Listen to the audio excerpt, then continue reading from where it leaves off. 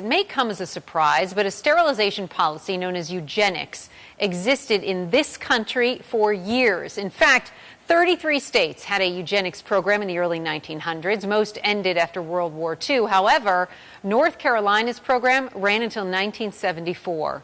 About 7,600 people in North Carolina were sterilized, many of them forcefully. Of those, about 3,000 are alive today. North Carolina is now trying to determine how to make amends for its sterilization program at a hearing today in Raleigh, where victims had a chance to tell their stories. And joining us now from Raleigh, Dolores Marks, whose mother was a victim of the state's forced sterilization program, and Darren Bax with the John Locke Foundation.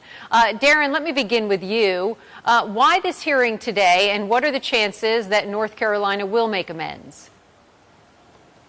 Well, the state has been looking at compensating the nearly 3,000 living victims for a while now, and the state is getting serious about it. Unfortunately, North Carolina is one of the rare states that actually increased the number of forced sterilizations after World War II. So where other states kind of stopped sterilizing people and learned the lessons from Nazi Germany, North Carolina didn't. About 77% of those sterilized occurred after World War II. And there's so many living victims, it's about time that we compensated those people. And these were people, just so I understand, Darren, these were people who the state deemed, mentally unfit? The state deemed unfit, unworthy to reproduce. And what they would do is they would categorize them in a category called feeble-minded. And that was just a catch-all phrase. It was just a way to make sure that some people didn't reproduce, a way to ensure that we reduce welfare rolls. Basically, it was a way to kind of get people that they didn't want to have reproduce not in the general population anymore. Mm-hmm. Dolores, I'd like to bring you in here to the conversation. I know that you're waiting and hoping for amends related to your mother's sterilization, your mother's case. Can you tell me what this would mean to you if the state did try and make this right? Well, it has gone on entirely too long, and my sisters and I, we've been working on this. And for the living victims, it would mean quite a bit of not only health care, but help for them. For us, it would make us feel much better. It would amend something that was done to my mother years ago, even though she's not alive today. But it would help us to go on because we had to put our lives on hold to take care of what Cherry Hospital in Goldsboro, North Carolina, sent back home to us. What were the circumstances, just very briefly, Dolores, of what happened to your mom? Why was she sterilized?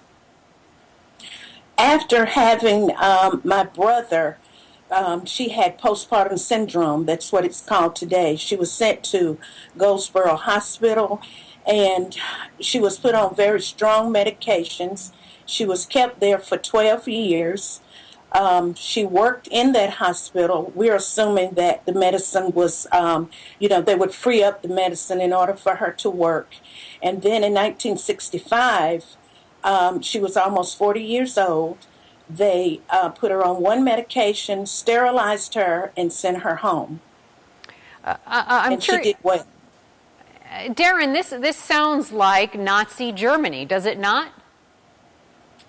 It comes from the same place, the concept of negative eugenics, that we're going to try to control who's going to reproduce. So it does come from the same place. Nazi Germany certainly took it further than North Carolina did. North Carolina is not necessarily unique. Many other states, as you mentioned before, did sterilize many people. It just so happens that we have a lot of living victims. It's also important to remember that this is not some long ago history. This program lasted until the 70s, at least. So, there's many living victims as a result of the fact that we've been sterilizing people for a long time, and it wasn't that long ago when this happened. So do you think we've learned anything from this, Darren? I mean, what lessons are to be learned from something so horrific in our own country's history, forced sterilization? That's the million-dollar question. I hope that certainly we learn don't forcibly sterilize people, but I think most importantly, we want to learn the lesson that the idea of pushing the greater good at the expense of fundamental rights is not a good idea. We have to be very careful. And what happened here was the state, through the use of force, physically invaded the bodies of innocent people and took away their most basic fundamental right. And that never should happen. It never should happen again. Dolores, I know you said that your mother is no longer alive today, but what would she think of this now that the state is trying to hopefully make this right?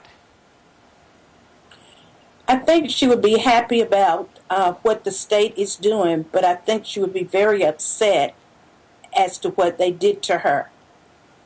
And can you ever forgive what's happened here to so many people in North Carolina and across the country, Dolores?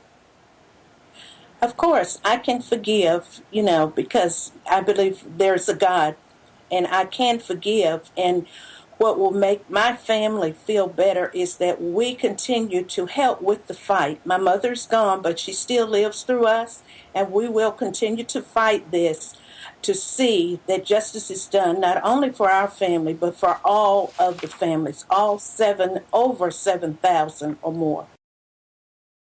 It's difficult to talk about, impossible to forget.